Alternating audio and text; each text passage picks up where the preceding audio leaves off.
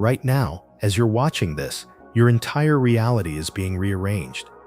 Not because you're broken or behind, but because something in you has shifted so dramatically that the universe has no choice but to catch up. And what most people call rock bottom is actually the moment your old frequency finally dies, making space for something your previous self couldn't have handled. This isn't another manifestation video telling you to think positive thoughts. This is about why everything in your life might be crumbling right now, and why that's the most powerful sign that what you've been calling in is about to arrive. But first, you need to understand what's really happening in the invisible space between who you were and who you're becoming. The quantum field isn't some mystical concept floating in spiritual clouds. It's the most practical, measurable force governing your reality, and it's been responding to your frequency since the moment you took your first breath. Here's what the spiritual community doesn't want you to know. Traditional scientists are calling out manifestation teachers left and right, claiming quantum field theory has nothing to do with manifesting your dream life. They're saying it's all pseudoscience, that consciousness can't collapse reality, that we're selling false hope to desperate people. But what if they're missing the point entirely? What if the quantum field isn't some mystical force, but something far more practical, a reflection system that responds not to your thoughts, but to your nervous system's actual capacity to receive what you're asking for? Recent studies in neuroscience show that your brain literally rewires based on your emotional patterns. When you shift your internal frequency, your neural pathways change, which changes your behavior, which changes your external reality. That's not woo-woo, that's measurable science. The controversy isn't whether manifestation works, it's whether most people are doing it completely backwards. The quantum physics community has been split for decades over consciousness studies. Dean Radin's experiments at the Institute of Noetic Sciences have shown measurable effects of intention on random number generators, but mainstream physicists dismiss these findings as statistical anomalies. Meanwhile, neuroscientist Dr. Joe Dispenza has documented thousands of cases where people have healed themselves through meditation and visualization, creating new neural pathways that literally reshape their brains. The evidence is mounting, but it's being suppressed because it threatens the established scientific paradigm. What they don't want you to know is that your consciousness isn't separate from the field. It's the mechanism through which the field operates. The controversy runs deeper than just scientific disagreement.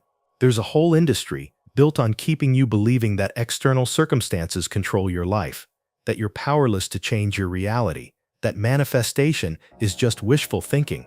But if people really understood how responsive the quantum field is to their internal state, entire economic systems would collapse overnight. Here's the uncomfortable truth. Your subconscious mind doesn't care about your vision board.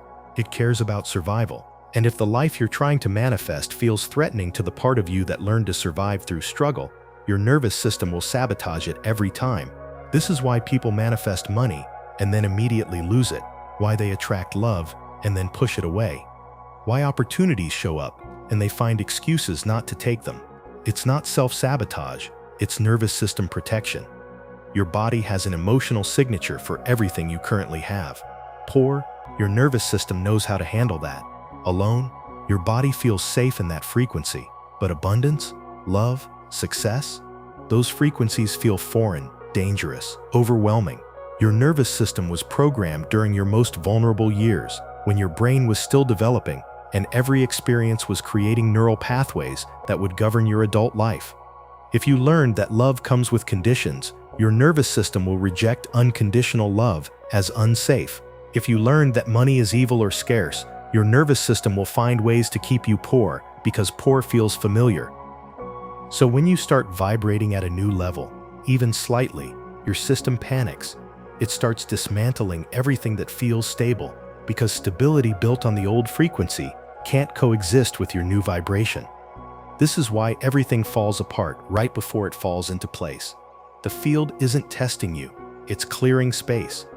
Your nervous system has been programmed by every trauma, every disappointment, every moment you learned that life was hard and resources were scarce. These programs run automatically, below conscious awareness, and they create an energetic ceiling on what you can receive. When you try to manifest beyond that ceiling, your system activates every defense mechanism it has to keep you safe in the familiar struggle. It will create drama, illness, financial emergencies, relationship conflicts, anything to pull you back down to the frequency it recognizes as home. Most people interpret this as bad luck or being cursed, but it's actually your nervous system doing exactly what it was designed to do: protect you from perceived threats. But here's what's really happening. The universe isn't cruel. It's precise. It won't give you something your nervous system isn't ready to hold, because that would actually harm you. Imagine winning the lottery tomorrow, but still carrying the emotional programming of scarcity. You'd lose it all within months, just like 70% of lottery winners do. The field is actually protecting you by preparing you first. That preparation looks like chaos because your old identity has to dissolve before the new one can emerge fully. Think about a caterpillar entering the chrysalis. From the outside, it looks like death. The caterpillar literally dissolves into soup before reorganizing into a butterfly. During that dissolution phase, if someone cracked open the chrysalis to help, they would kill the butterfly. The chaos you're experiencing right now is your chrysalis phase. You're dissolving patterns that no longer serve you, relationships that can't match your new frequency, situations that were built on your old identity. It feels like death, because in many ways it is. But it's also birth. There's a space between letting go of the old and receiving the new that most people mistake for failure. You've done the inner work, shifted your beliefs, felt the change in your body, and then silence. No evidence, no movement, just emptiness. But that emptiness isn't a delay. It's the most important part of the entire process. This is where your subconscious reprograms, where emotional signatures dissolve, where your identity shifts so completely that reality has no choice but to reflect the new you. Most people panic in this space. They start forcing, pushing, trying to manufacture signs that it's working. But the quantum field doesn't respond to pressure. It responds to coherence, and coherence requires stillness. This is what spiritual teachers call the dark night of the soul, but it's actually the opposite. It's the moment your true frequency emerges, not the one you perform, not the one you think you should have, but the one that's been waiting underneath all the conditioning and fear. The field is watching, listening, calibrating to this new frequency. And when it senses that you're no longer trying to rush your way into alignment, but are willing to sit in the discomfort of becoming, it responds. Not out of obligation, but out of resonance. This recalibration zone is where miracles are born, but it feels like nothing is happening because the work is happening in dimensions you can't see. Your DNA is literally changing. Your electromagnetic field is expanding. Your neural pathways are rewiring. Your cellular memory is releasing trauma that's been stored for generations. This is why it feels so intense and why you need to rest so much during these phases. Your body is doing the work of lifetimes in compressed time. Neville Goddard called this the Sabbath, the period of rest between planting the seed of imagination and seeing it manifest in reality. He understood that persistence isn't effort, it's vibrational stability. It's learning to live in the feeling of the wish fulfilled, even when your external circumstances haven't caught up yet. Most people give up during the Sabbath because they mistake internal shifts for external delays. They don't realize that the most powerful transformations happen in silence, in stillness, in the space between heartbeats where timelines are rewoven. Neville taught that you must remain faithful to your vision, even when your senses contradict it, even when everyone around you thinks you're delusional, even when your bank account says otherwise. That faithfulness isn't blind belief, it's quantum mechanics in action. Here's where most people get it wrong. They think manifestation is about effort, about doing more rituals, more affirmations, more visualization. But trying in energy is often resistance in disguise. When you're forcing, you're telling the field, I don't trust this is working. When you're pushing, you're broadcasting, I need to control the outcome. When you're chasing, you're vibrating from lack, not abundance. The quantum field doesn't respond to your words. It responds to your actual frequency. And frequency doesn't lie. You can say you trust the process while your body is tight with anxiety. You can affirm abundance while your nervous system is braced for disappointment. The field feels the truth beneath the performance. This is why nothing seems to work when you're trying too hard, because you're not supposed to force your way forward. You're supposed to feel your way into alignment. That alignment doesn't come from perfect techniques. It comes from becoming still enough to recognize where you're leaking power, where you're doubting, where you're outsourcing your peace to some future moment. The spiritual community has turned manifestation into another form of productivity culture, where more is better and faster is the goal. But the quantum field operates on divine timing, not human urgency. It moves in response to resonance, not pressure, and resonance requires a quality of being that can't be forced or faked. It requires deep self-acceptance, radical trust, and the willingness to surrender your timeline for the universe's timeline. Most people aren't willing to do this because it means giving up the illusion of control, and control is how the ego tries to feel safe in an uncertain world. Abraham Hicks talks about this constantly. You can't be in receiving mode and resistant mode at the same time. But most people don't recognize resistance because it often looks like spiritual effort. Checking for signs obsessively? That's resistance disguised as faith. Trying multiple techniques because this one isn't working fast enough? That's resistance disguised as dedication. Needing constant reassurance that you're on the right path? That's resistance disguised as seeking guidance. Real allowing isn't passive. It's incredibly intentional. It's the decision to trust that alignment works even when you can't see evidence yet. It's choosing to soften instead of tighten when things feel uncertain. It's becoming magnetic not through doing more, but through finally being still enough to receive. Your nervous system is the antenna. The cleaner the signal, the clearer the response. That's why things often fall apart before they fall into place, because you can't manifest from a place of inner war. The field won't collapse a new reality around an old vibration. It waits patiently until you stop vibrating from memory and start vibrating from possibility. This is why trauma healing and manifestation work are inseparable. You can't bypass your wounds and expect to receive what you're calling in. The wounded parts of you will always find ways to protect themselves from what they perceive as threats, even if those threats are actually blessings. Every unhealed trauma creates static in your signal. Every suppressed emotion creates interference. Every unprocessed experience creates noise that confuses the field about what you actually want. But here's what's fascinating. The field doesn't require you to be perfect. It requires you to be coherent. Coherence means your thoughts, feelings, and actions are aligned. It means you're not saying one thing and feeling another.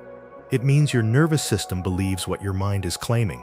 This coherence develops gradually, through consistent inner work, through learning to stay present with discomfort instead of numbing it, through choosing trust over control, moment by moment. It's not about eliminating all negative thoughts or emotions. It's about not letting them drive your decisions. It's about feeling the fear and choosing love anyway. It's about acknowledging the doubt and choosing faith anyway. It's about honoring the process even when it doesn't make logical sense.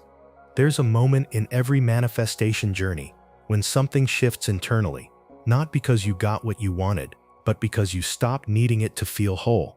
That's when the outcome begins to form, when you stop grasping and start anchoring. But anchoring takes presence. It takes stillness. It takes the courage to sit in uncertainty and say, even here I trust. Because the moment you stop trying to fix, prove, or control your reality, your frequency becomes still. And in stillness, there's clarity. In clarity, there's access. In access, manifestation stops being something you chase and becomes something you align with. This isn't about perfection, it's about emotional neutrality. When the outcome no longer defines your worth, that's when it arrives. When your joy isn't postponed until it happens, but accessed now, that's when it manifests. When you stop bracing for disappointment and start living from alignment, the new timeline locks in. The quantum field is intelligent. It senses when you're pretending versus when you've truly surrendered. When you no longer need the outcome to feel complete, that's when reality bends to meet you. The trust frequency isn't something you wait to feel. It's something you choose to embody, especially in moments that feel most uncertain. That's when the universe listens closest. Not when you perform trust, but when you become it. When your body relaxes into knowing that you're supported, even when you can't see how. When your breath deepens into the recognition that something greater than your mind is orchestrating your life. When your heart opens to the possibility that what's happening right now, even if it's uncomfortable, is exactly what needs to happen for your highest good. Let me share a story that illustrates this perfectly. A woman I know was desperately trying to manifest her soulmate.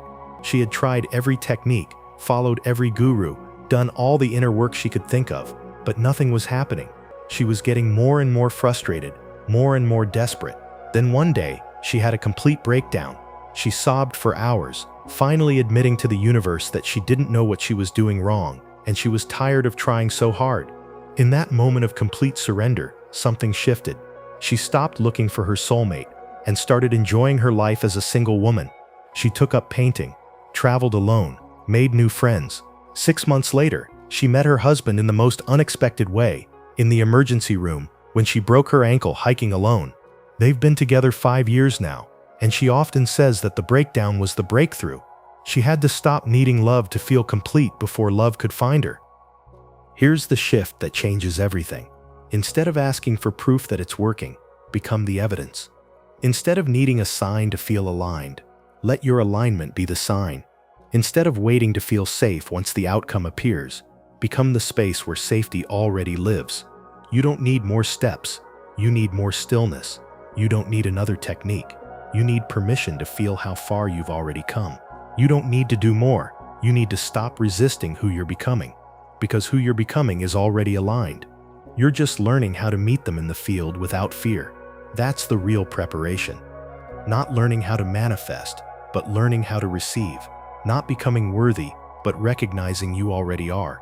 When you become the evidence of your manifestation, when your trust becomes so solid, it needs no external validation.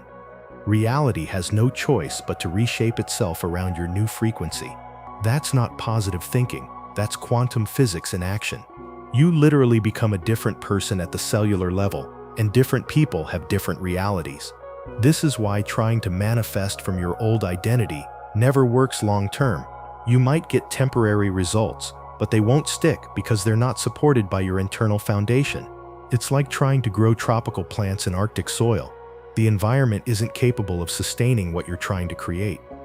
The integration process is where most people lose faith because it's invisible and uncomfortable. You're literally dying and being reborn, but it's happening so gradually that your mind doesn't recognize it as progress. Your old ways of thinking start to feel foreign. Your old reactions don't fit anymore. Your old friends might not understand the changes in you. This isn't failure, this is success. This is what it looks like when someone's frequency shifts so dramatically that everything in their life has to rearrange to match. Integration isn't a one-time event, it's an ongoing process.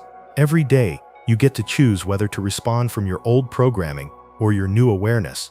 Every moment offers you the opportunity to anchor deeper into your authentic frequency or slip back into familiar patterns. Manifestation is often misunderstood as simply wishing for something and waiting for it to appear, but the truth is far more complex and beautiful. It is a dance between your internal state and external reality, a constant feedback loop where your nervous system and the quantum field are partners in creation. The nervous system doesn't just react passively, it actively filters, interprets, and responds to the subtle signals you emit. Consider a time when you were deeply relaxed, maybe lying in a calm garden or by the ocean. Did you notice how your thoughts felt clear and your heart open? That feeling is your nervous system resonating at a higher frequency, effortlessly aligned with abundance and peace. Now contrast that with moments when your body felt tense or anxious. You likely experienced resistance or blocks. This contrast illustrates why manifesting from a place of fear or scarcity rarely yields lasting results. Your energetic state is the soil from which your reality grows. Another key piece is patience. Modern culture glorifies speed and instant gratification, but spiritual growth and manifestation operate on a different clock. The universe's timing is perfect, even if it feels excruciatingly slow. In those long waiting periods, your nervous system is recalibrating, releasing old trauma and conditioning layer by layer. This process can feel like a storm, a breakdown of old structures, followed by a profound renewal. No one tells you this because it's uncomfortable to witness the breakdown, yet it's necessary for authentic transformation. The universe isn't withholding your desires to punish you. It's timing their arrival to coincide with your readiness to receive them fully. Sometimes what feels like a delay is actually divine protection. Sometimes what looks like rejection is actually redirection towards something far better than what you originally asked for. Stories from people who have experienced these quantum shifts reflect this process vividly. One woman shared how she lost her job, relationship, and home all within months. To outsiders, it looked like disaster, but she recognized it as a clearing phase. By embracing the discomfort and surrendering her need for control, she reconfigured her vibration and began attracting opportunities aligned with her truest desires, ones she hadn't even dared to dream of before. Her reality changed not because she forced it, but because she expanded her capacity to receive it. Another man described how his business failed spectacularly, leaving him financially devastated and emotionally broken. But in the depths of that breakdown, he discovered parts of himself he had never accessed before. He started creating art again, something he had abandoned decades earlier. That art led to a new career that brought him more fulfillment and abundance than his previous business ever had. The failure wasn't the end of his story, it was the beginning of his authentic life. Remember, manifesting isn't about proving your worthiness to the universe. It's about tuning your frequency to the signal of what you want. It's less about the destination and more about who you become along the way. This journey asks you to dissolve illusions of safety, grounded in struggle, and move into a space of trust and surrender, which paradoxically is the most powerful form of control you can embody. True power isn't the ability to force outcomes, it's the ability to stay centered regardless of what's happening around you. It's the capacity to hold your vision steady, even when circumstances seem to contradict it.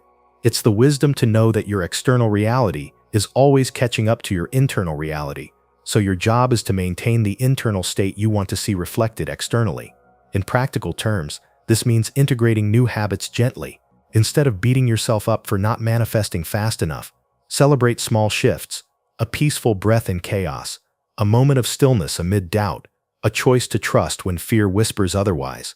These are your manifestations in motion, evidence that your nervous system is rewiring, your frequency escalating, your reality edging closer to your vision. Pay attention to the subtle changes, how your body feels different when you wake up, how your relationships are shifting, how opportunities are starting to show up in unexpected ways. These are the early signs that your new timeline is beginning to solidify. By extending this narrative, the script invites viewers not only to understand but to embody the process. It encourages curiosity about the unseen workings of their own energy and reinforces that they are not alone in this preparation phase. This is the space where you move from surviving life to thriving in it, where you become the architect of your new reality by simply becoming more of who you truly are.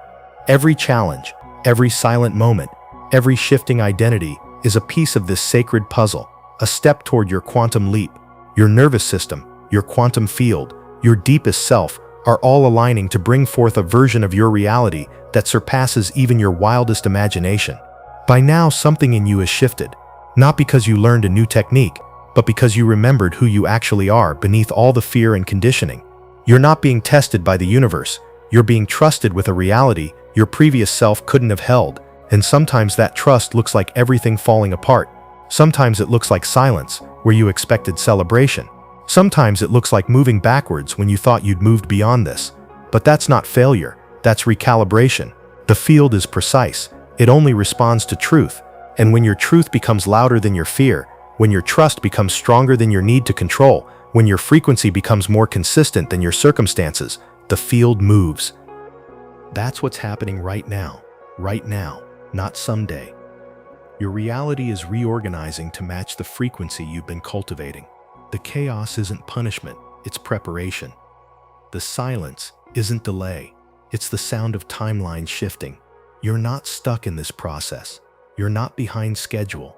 You're not failing at manifestation. You're succeeding at a level deeper than your ego can measure. You're becoming resonant with the life you once had to imagine. Every moment of uncertainty, every period of silence, every instance where things seemed to fall apart was actually building your capacity to hold what's coming. Your nervous system is learning to stay regulated in higher frequencies. Your energy field is expanding to accommodate greater abundance. Your identity is stabilizing in a new reality. The universe has been preparing you for this moment since the day you were born. Every challenge was strengthening you. Every disappointment was clearing space. Every loss was making room for something better. And now, right now, you're stepping into the frequency you've been moving toward your entire life. This isn't the beginning of your manifestation journey. It's the completion of your preparation phase. So as you continue through this phase, remember, the universe isn't testing you. It's honoring your growth, respecting your readiness, supporting your transformation. The next chapter is already writing itself, and you are the author, vibrating the words with every breath. Trust the process, trust yourself, and watch as the field responds with the reality you deserve.